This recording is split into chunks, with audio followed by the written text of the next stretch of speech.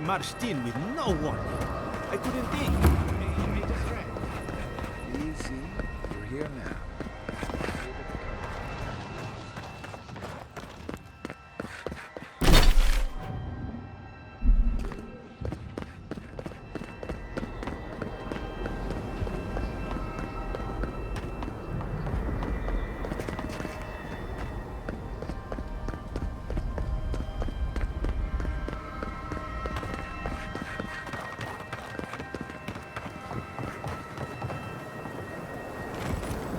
Envoy?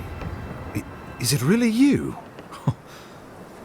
Mihala told us you went into some place called the Garden to seek a god? When you didn't return, we took you for dead. What did you see there?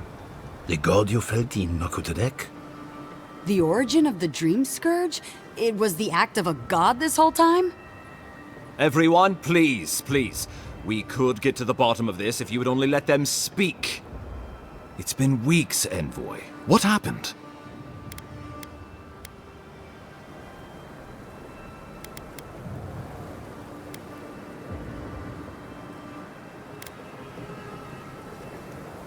Sapadal was responsible for the Dream Scourge. Their rage, their confusion, their fear. But the plague isn't over. Dream Thralls still litter Shatterscarp. There won't be any new infections. We've put a stop to that for good. Unfortunately, there's little we can do for those already in the grip of the Dream Scourge. We can give them comfort, nothing more. This will be a process. The Dream Scourge was never going to simply go away overnight. I suppose it stands to reason. I found that a quick fix is often anything but. What of this god, then? What does it mean that you freed them?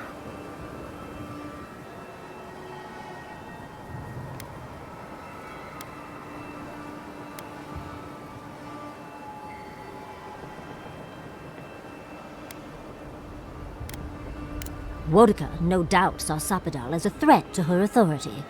So, she killed the godless and imprisoned their god. I assume it is this god we have to thank for the roots tearing apart Paradis? They erupted from the earth the moment those bastards stood up their first siege tower.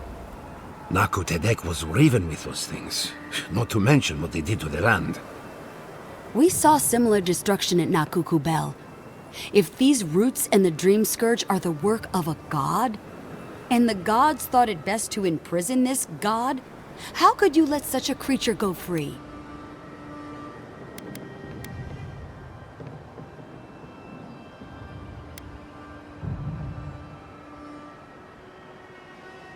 For now.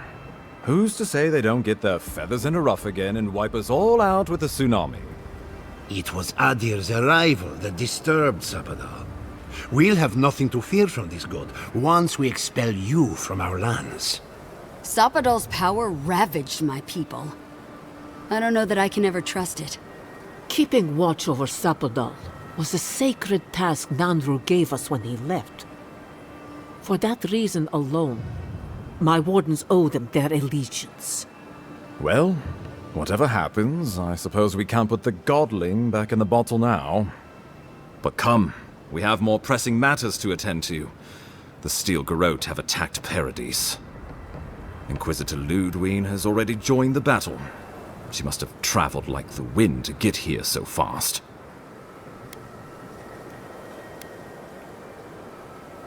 Well, you might not believe me, but I didn't want any of this to happen.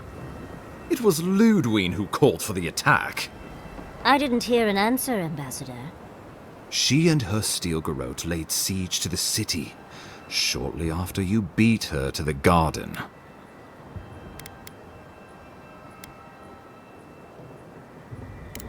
We've had no news from inside for several days. From what we can observe, southern Paradis is in pieces, and the remaining militia batters at the gates to no avail. Is there nothing our people can do? Given the state of our supply routes after the Dream Scourge, and the Steel Garrote's destruction, we expect the people trapped inside will run short of fresh food and clean water in a matter of days.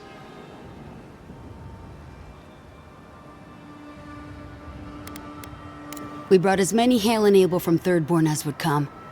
But after the Dream Scourge and our losses from Nakukubel, we could spare so few. I worry it won't be enough. Likewise, my wardens are still reeling from effects of the eruption. The keep was saved, but there is much to repair, particularly if we are to endure a siege. Most of my men remain at the keep.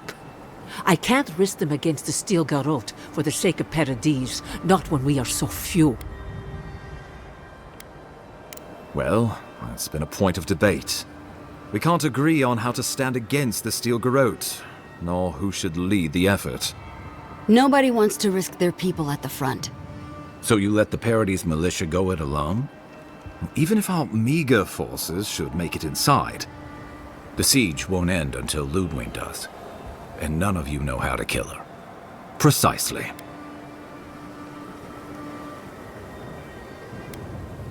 The lawful settlement of a new Adirian colony, supposedly. Or the establishment of a Wodekin state. She could win with a godlike in her ranks. Your presence would serve as a powerful endorsement.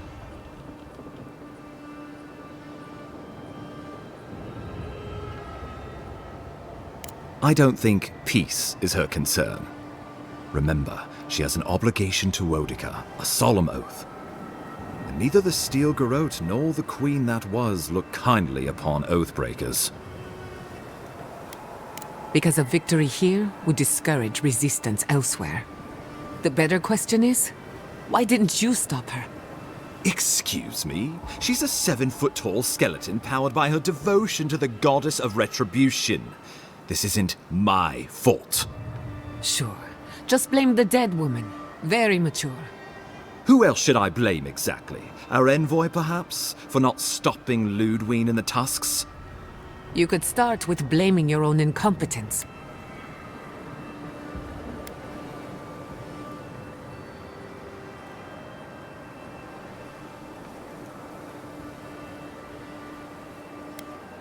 Lodwyn's the muscle. I'm merely the personality. What was I supposed to do? Frown her into submission? What good are you as a diplomat if you can't even keep your own beast under control? The Inquisitor was so convinced the Living Lands would unite against Adir that she's nearly made it true. One people, one law, one true God. That's Lodwyn's vision for the Living Lands.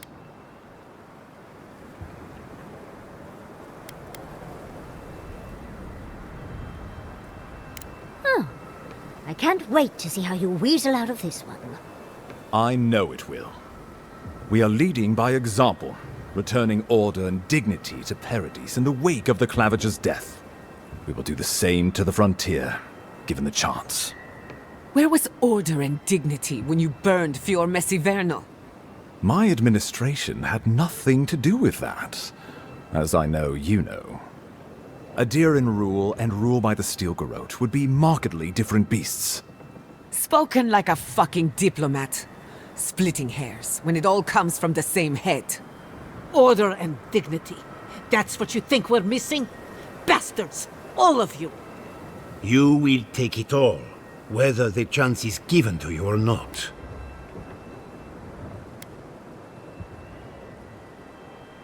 What passes between Lodwyn and her men, or between Lodwyn and the Emperor, for that matter, is not my affair. But if I had to guess, this was the alternative. Your empire is doing what it does best. Stamping out dissent until surrender is the only option. Your republics are hardly any different. Their intentions in the Deadfire were certainly not pure. As you say, we left the republics for a reason.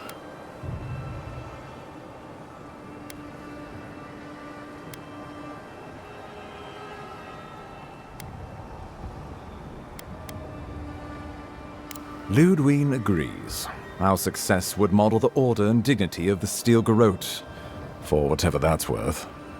You can say what you want, but you're still trying to subjugate us. Oh, are we all supposed to spout patriotic Sokka now, or just these two? When I think dignity, I think of the people who attacked Fior Messiverno unprovoked. The Inquisitor answers only to Wodica. In attacking Paradis, she has dragged us all far beyond the bounds of the Emperor's desires. I've answered your questions. Now I would like you, all of you, to answer mine. Lodwyn has sent a message to the Emperor informing him of her attack. He will send advisors and reinforcements swiftly in response. What will his representatives find when they arrive? A new colony? A budding grave room? Before you face Lodwyn, you should know what you're fighting for. All of you must decide, together. But whatever you decide, understand, the days of the frontier are done. Adir will come. Indeed, we are already here.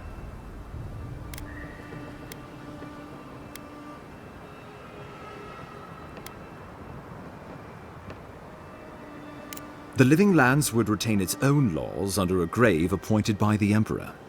The grave would be expected to promote and develop the Living Lands to our mutual benefit. They would divide the island into administrative districts and see them governed by mayors appointed from the local communities. The island would provide tribute in the form of resources and taxes, and in times of war, soldiers.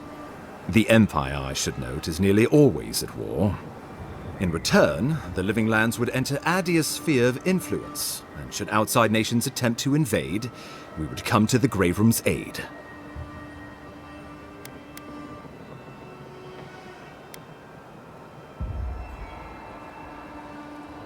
Tribute, he says. Taxes. Soldiers. The Empire has tried it all before. Look to the Eastern Reach if you don't believe me. They want to bleed us dry, to fill their coffers and fight their wars, to break us like wild animals. But I will not bend. It's still a gamble, but I think it's the safest bet. We get the benefits of Imperial trade and protection without losing all of what makes this place special. There's no way of knowing what it would mean in another generation or two. But right now, it gives us the security and stability to recover. We were fine before Adir showed up, and we'll be fine when they're gone. Trust the lands and her people, Envoy. If we give Adir power over us, we can't be surprised if they decide to flex it later.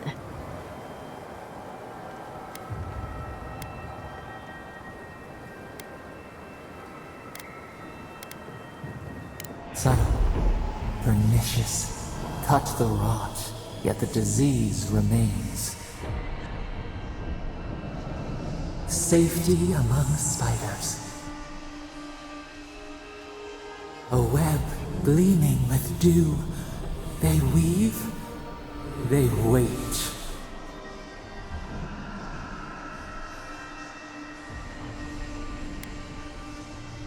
Naturally, that would be the Emperor's decision. But I suspect he would choose you. Only the strong survive the frontier. I used to believe that was Lodwyn. But you were born to rule here. Quite literally.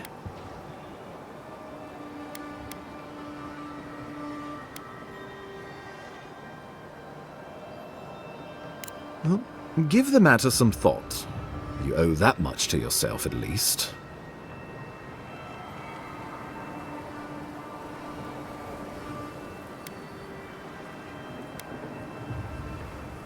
Of course.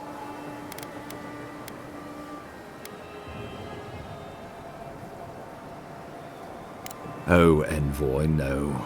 Do not suggest that lightly. Think of the Emperor. There would be reprisals.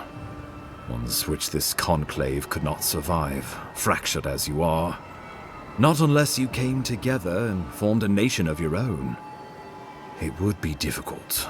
No, impossible. I'm certain you would fail. Think of your people, all of you. Think of the lives at stake. We deserve our autonomy, even if we must fight for it. Anything less would be surrender. Fleeing someone else's laws and authority is one thing, setting up your own is another. We're an island of misfits and dissidents. We'll still have to surrender some of our autonomy, and we won't agree on what that means overnight. We'll be vulnerable, Without allies, other powers will see us as ripe for the picking. Know that this is a hard road to walk. We were fine before Adir came. We'll be fine when they're gone. I think we ran things perfectly fine before your kin got here. Risk into bounty. Does the winter frost dissuade the seeds? Many fruits on our boughs. We graft many leaves into strength.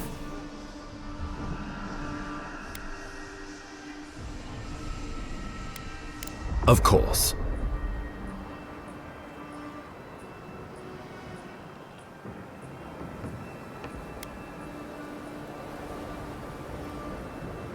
That's what I would like to know. You have seen more of this land, and met more of its people than any of us. Your opinion is informed. You were empowered by the Emperor himself to investigate an impossible problem, and against the odds, you solved it. You are the close personal friend of a rogue god. And in our dealings together, I found you to be a person of substance and conviction. But mostly, it's because you're Adiran, so I trust you. And these fine people here are going to do whatever they like if they don't agree with you anyway. The Living Lands would become an extension of the Adiran Empire in leadership and law. Soldiers bearing the flag of Adir would be garrisoned in every town. They would be paid in Adiran shelling and speak only the Adiran language. Their roads would be smooth Adiran roads. Their medicine would be hygienic Adiran medicine. And their weapons would be efficient Adiran weapons. Our customs would become their customs. Our strengths would become their strengths. Our emperor would become their emperor.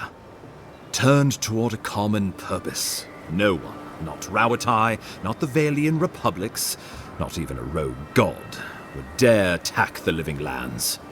This island would be safe for the first time in its history, and safe it would remain. He would suppress our culture before it's had a chance to grow. Everything my people cultivated would be reduced to a footnote. If you have any love for this land, do not allow him to overwrite our history.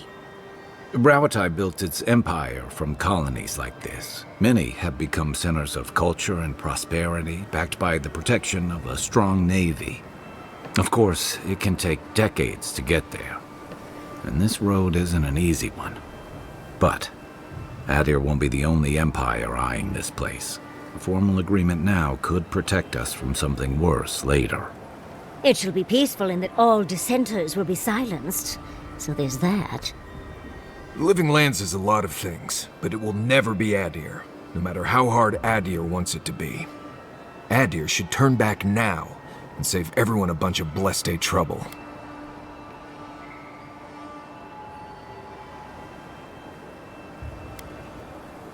The adder's promise. Clip our feathers as we find our wings. The deed binds as the wire binds. To drown us, why were we set free?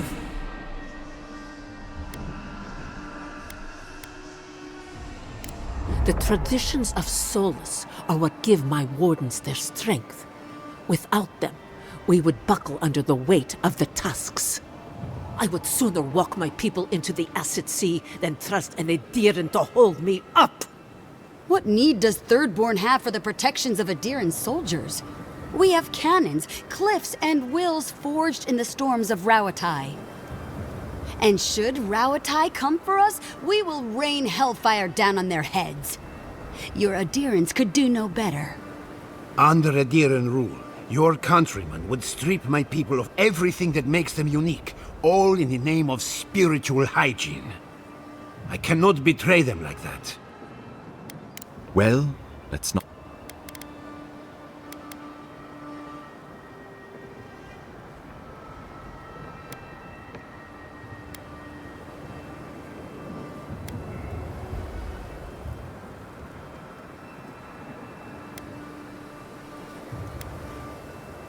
Envoy, be reasonable. This is not a good idea.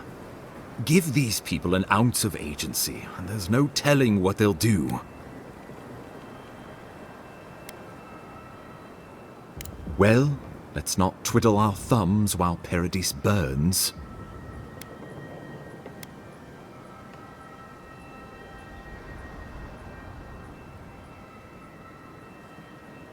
Oh, gods have mercy. Solus and her wardens stand vigil with the living lands. By grit and steel, Thirdborn stands with the living lands. Fjord and her animancers stand with the living lands. We deserve this opportunity. Thank you for believing in us. Fighting a battle together is easy. I just hope everyone's willing to stick it out when it comes to the politics. God, they made the right decision for once. Finally, some sense permeates the proceedings. On your head be the consequences. That leaves the matter of Lodwyn and the Steel Garrote. She will never surrender, Envoy. You must kill her, or we will lose Paradis, and eventually the island. So long as her passion for Wodica lives, so too will her spirit. Then we destroy her faith, and the rest of her will follow. I have a theory about this. Let's talk at camp if you want to hear it. But I think we can kill her. Oh, good. That'll be easy. It is not, I think, impossible.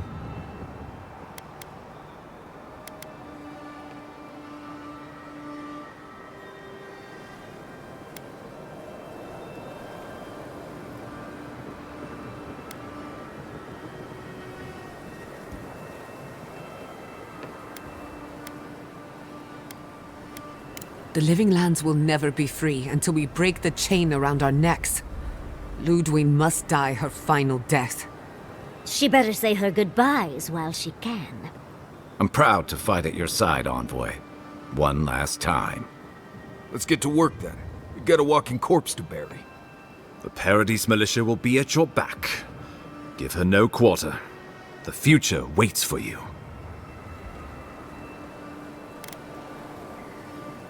Thank you for deserving it. Now, go and teach the Steel Garrote a lesson they will never forget. Show them that the living lands will not be broken across Wodica's knee. We will send reinforcements to help you reclaim the Eastern Gate. From there, work your way to the main plaza.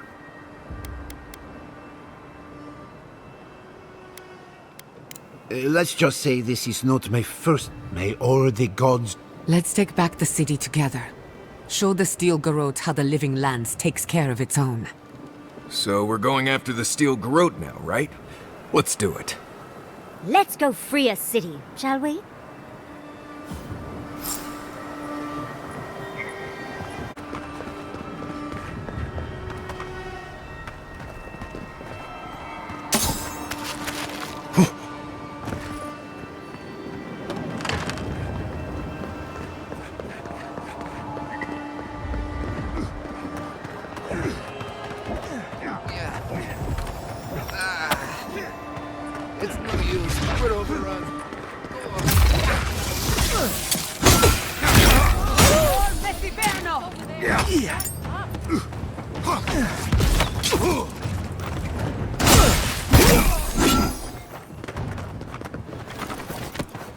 For our freedom!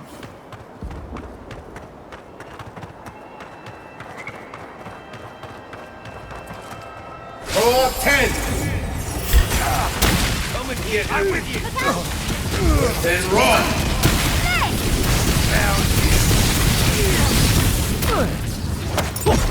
With you.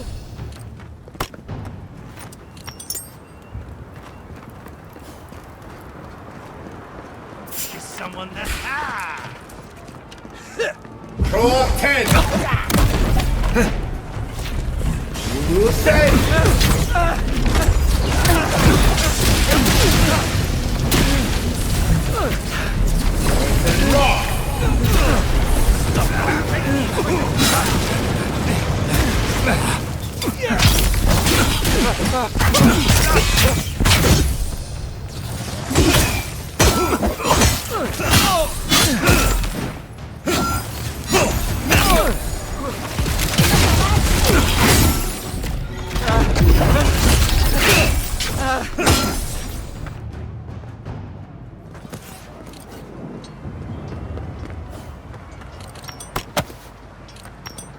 I could have That's all taken of them.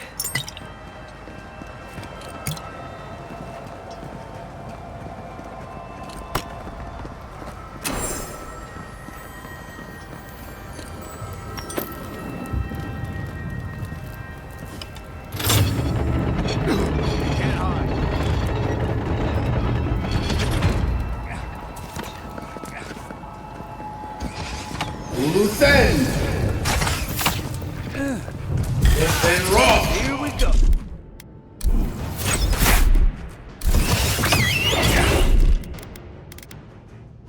Let's get him.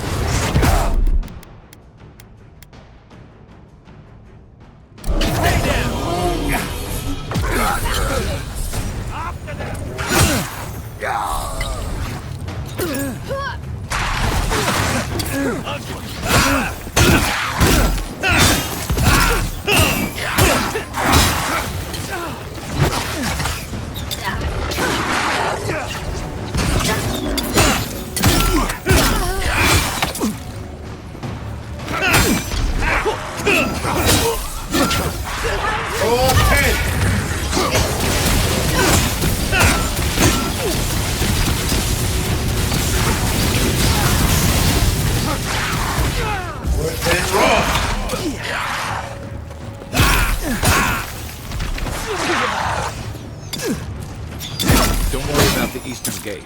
I'll protect your back. There are worse ways to end a fight.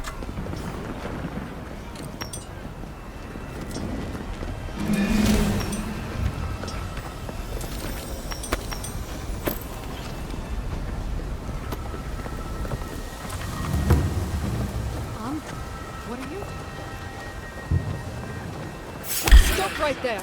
Take him down. Get off me! On your right, here.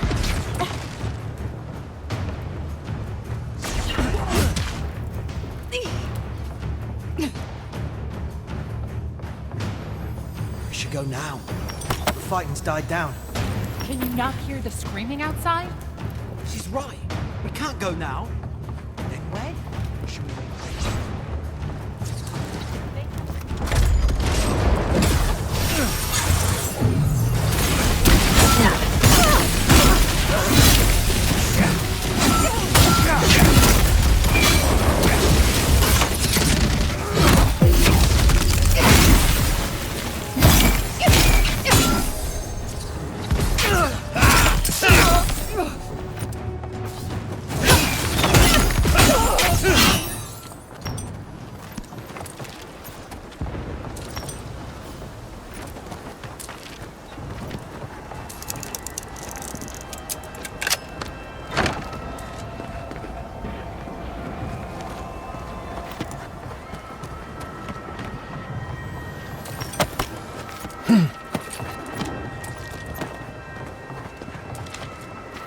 What was that?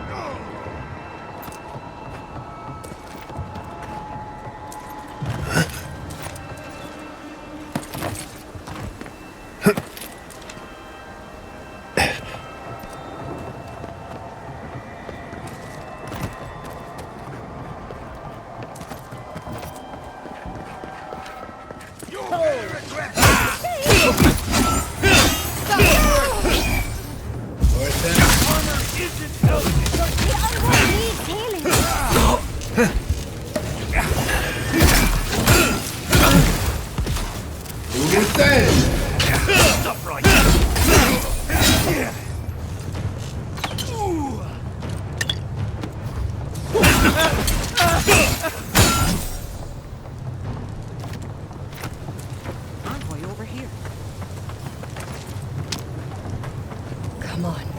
You know this. You practiced with Uncle Capo 100 times. Tight, but not too tight. Envoy, it's good to see you fighting on the right side of history. Out of curiosity, what turned you against the Steel Garrote? It's high time we explain that to a few. You know... Good. Now, let's kick these bastards out, shall we?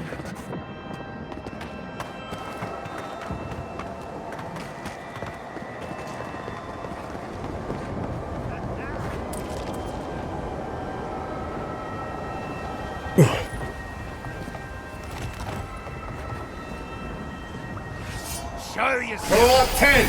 Stop right there! Eon C!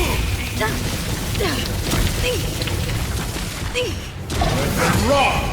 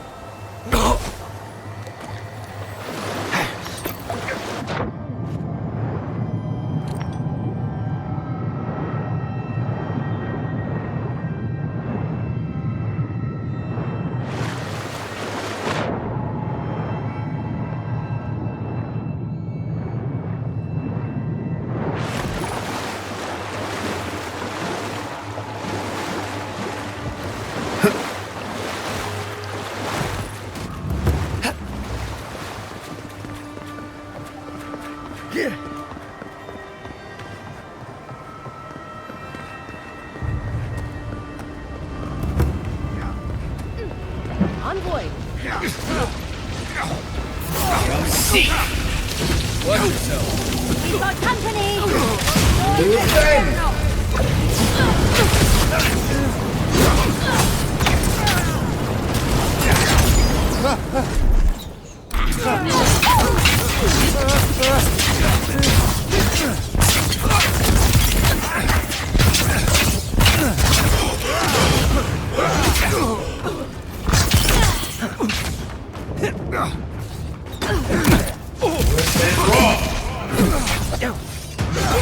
East ahead.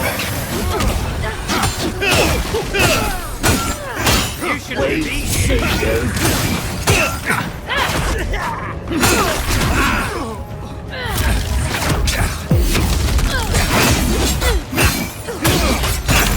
Eon C!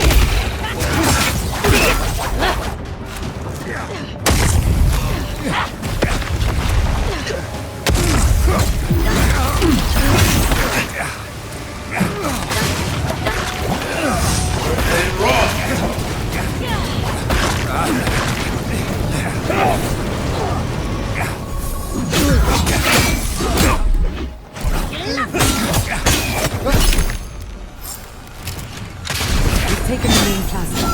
I'll stay behind. Don't do anything foolish.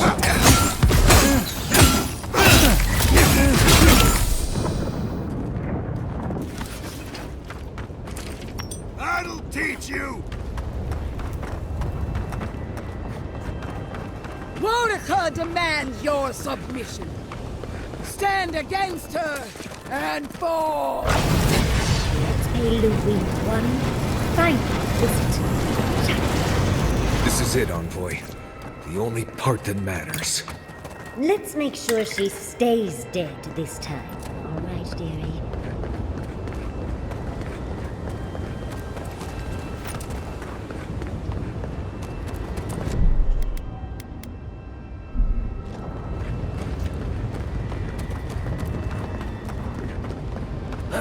There you are!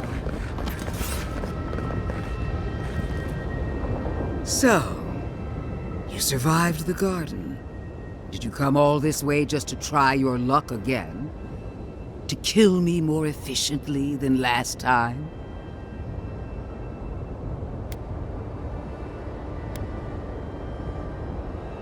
My will is stronger than death. That is both my blessing and my curse. Of course, we are prepared to kill you as many times as it takes, dear. Death has no claim to me. Look around, Envoy. Heelguard should have listened. He tried to bring order through compromise. He failed. Order is meant to be imposed by a stern, guiding hand. Her order wields sharp steel She must set down her blade.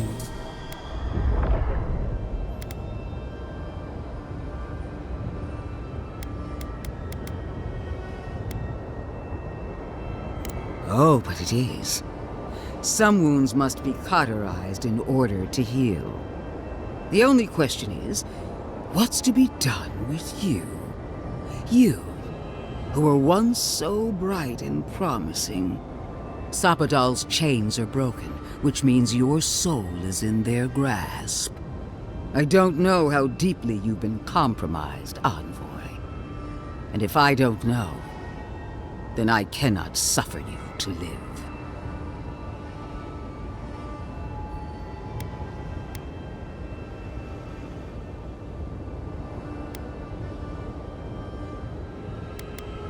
That's what they want you to think. Steel yourself, Envoy. Make this a fight to remember, even in death. We would not welcome her death. There is still ample shade for her beneath our tree.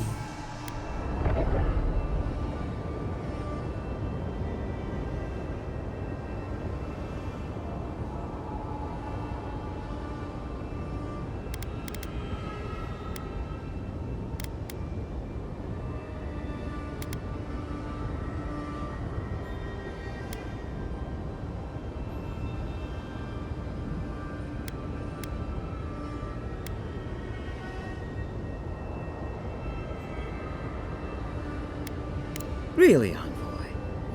You think the delusional theories of a failed animancer are enough to scare me?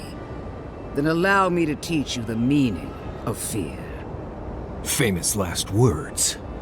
You won't be missed, Lodwyn. Once I'm done killing you, your god of...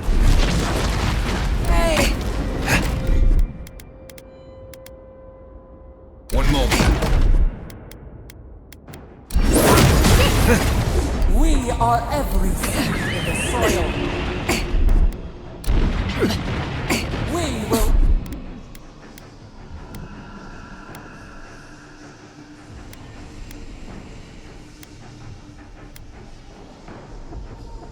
always grow. Take her down! Come on, let's kill her off. One last time. Eat her!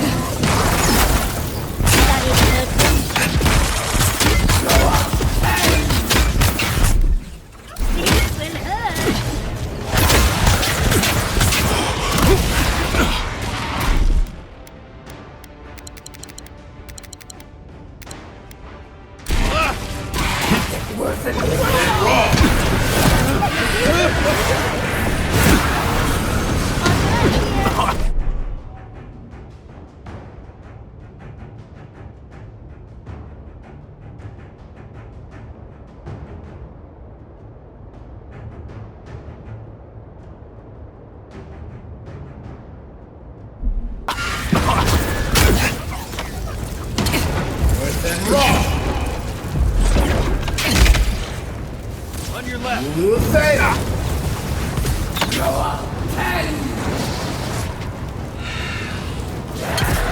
Go up 10. Go up 10. Go up 10. Go up 10.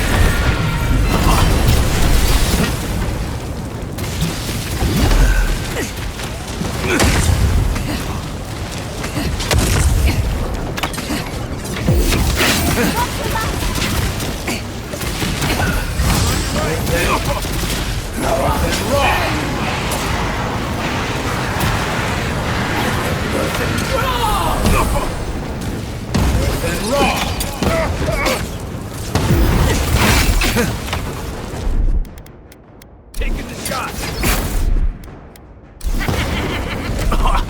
Got you. Again! Wounded! Help me! One last time!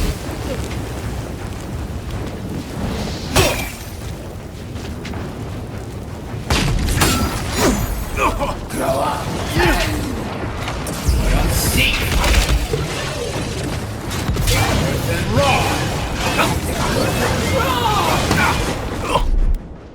Quit moving.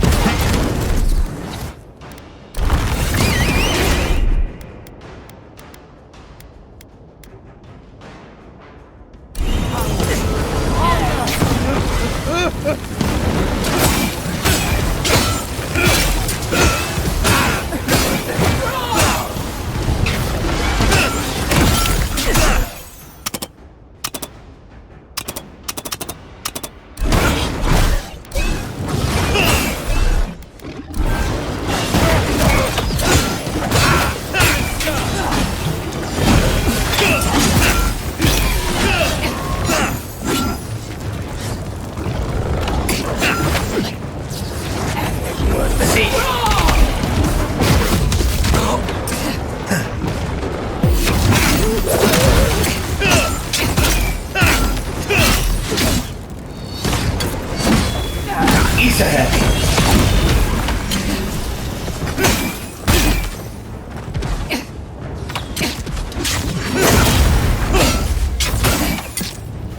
Worth it.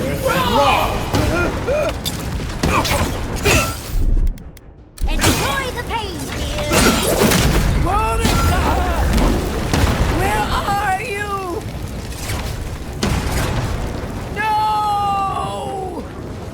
Don't abandon me now!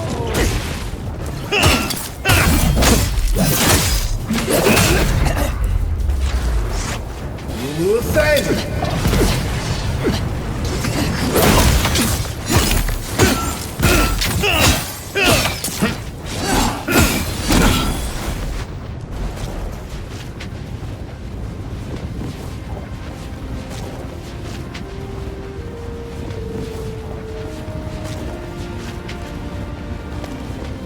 Wherever Lodwyn is now, she must be seething. Of course, we'd be happy to kill her again, if needed. She's done for, but we're not.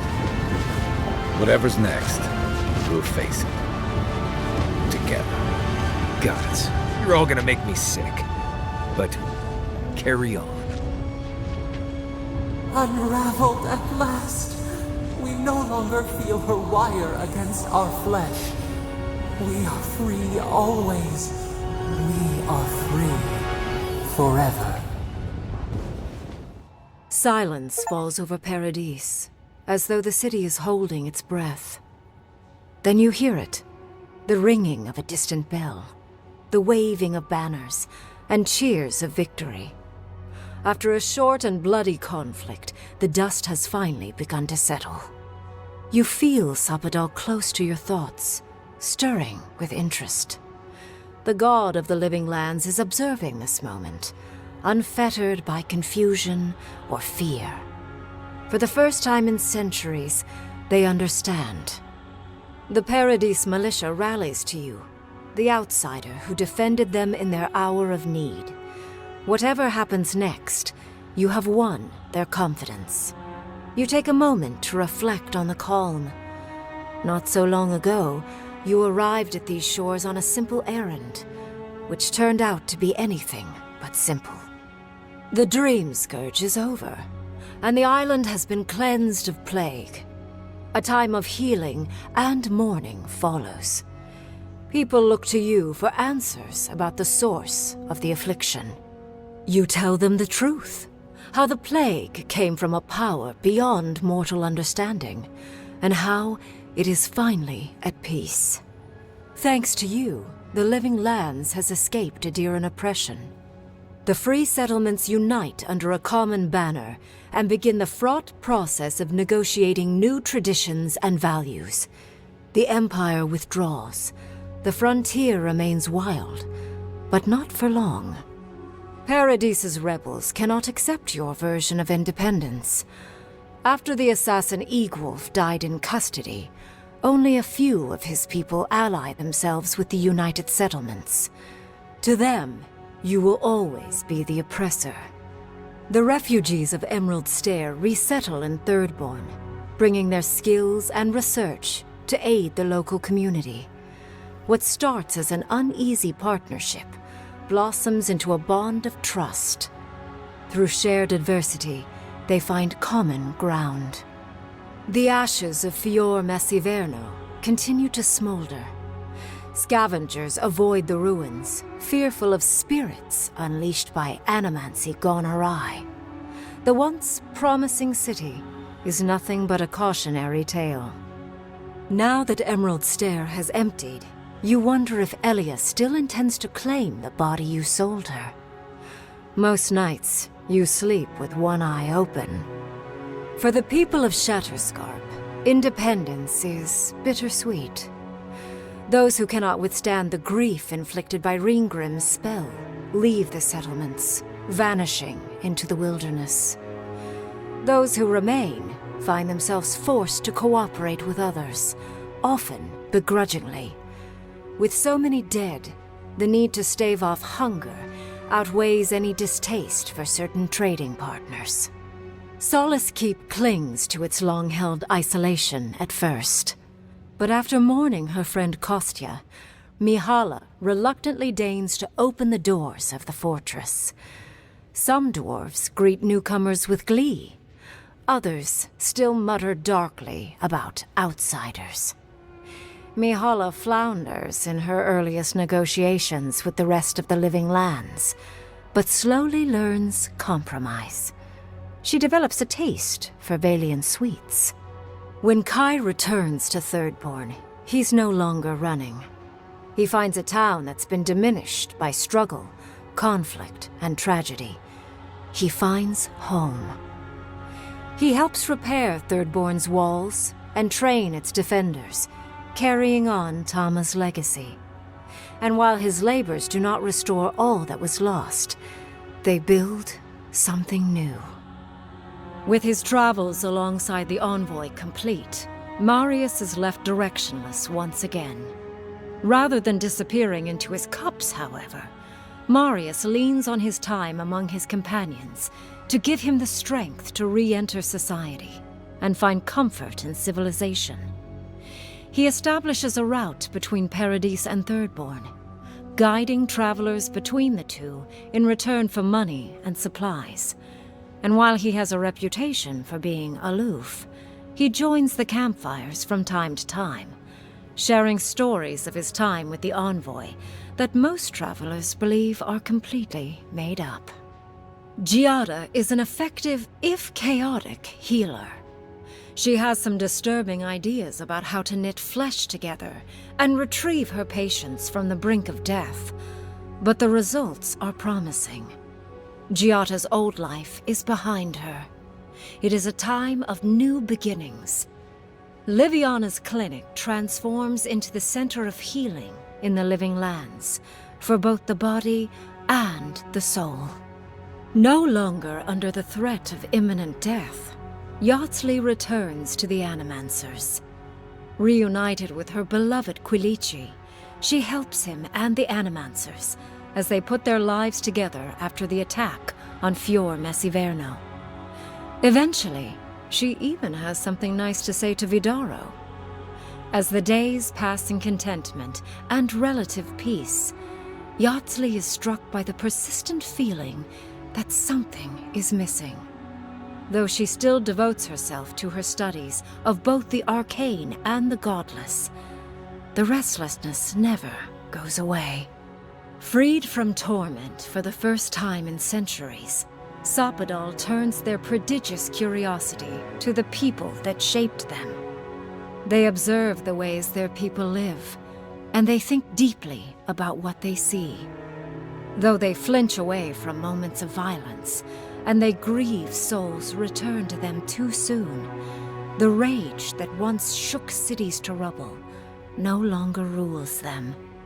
Instead, they come to you with questions. They want to understand. After a time, they begin tentatively to garden. Where they can, they improve the lives of Kith, and the suffering that troubled them is reduced, if never fully eradicated.